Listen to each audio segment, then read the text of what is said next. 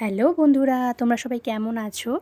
আশা করছি তোমরা সবাই ভালো আছো। যে যেখান থেকে আমার ভিডিওটা দেখছো তাদের জন্য অসংখ্য ধন্যবাদ।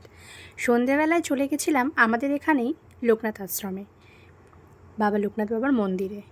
অনেক দিন পর গেলাম। মানে কি বলবো, মানে এটা একটা আশ্চর্য মিরাক্কেল টাইপের ঘটনা হবে। কারণ আমাকে বলেছিল যে মন্দিরে যাওয়ার জন্য। আমি প্রথমে বলেছিলাম দেখছি, যদি হয়তো যাব, না হলে হবে না। তো ঠিক আছে, মানে আমি যে যাব, যাওয়ার 5 মিনিট আগে পর্যন্তও ঠিক ছিল না যে যাব। ওই যে টান টান না থাকলে, বাবা যদি চায় তুমি যেখানেই থাকো না কেন তার দুয়ারে তোমায় তোমায় যেতেই হবে, যে কোনো পরিস্থিতিতেই হোক না কেন। তো ঠিক সেরকমই জাস্ট 10 মিনিটের মধ্যে আমি কমপ্লিট রেডি হয়ে বেরিয়ে পড়লাম। সাথে ছিল আমার মা। মাকে নিয়ে আমি গেছিলাম, কারণ মারই ইচ্ছা ছিল যে লোকনাথে পুজো দিতে যাবে, আমাকে বলেছিল। আমি প্রথমে না করা সত্ত্বেও তারপরে যাই হোক শেষমেশ আমি বাবার কাছে পৌঁছিয়ে গেলাম। খুব ভালো লাগলো, অনেক দিন পর গেলাম।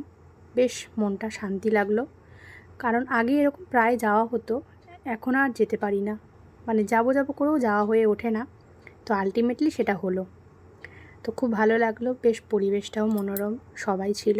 পুজোটা একটু দেরি করে শুরু হয়েছে, 7:30 থেকে স্টার্ট হয়েছে। আমরা জেনেছিলাম 7টা থেকে হবে, কিন্তু না, 7:30 থেকে।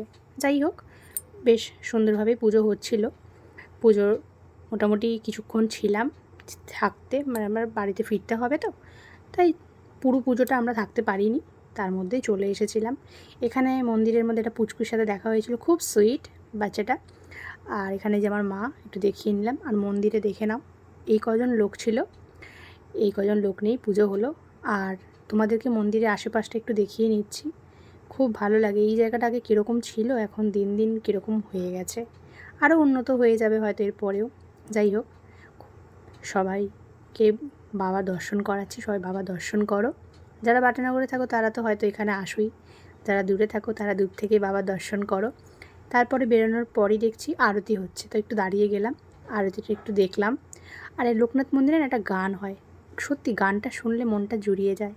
কিন্তু এখানে তো গানটা দিতে পারবো না, কেন, প্রবলেম হয়ে যাবে। তো সেই কারণের জন্যে গানটা মনেই রাখলাম।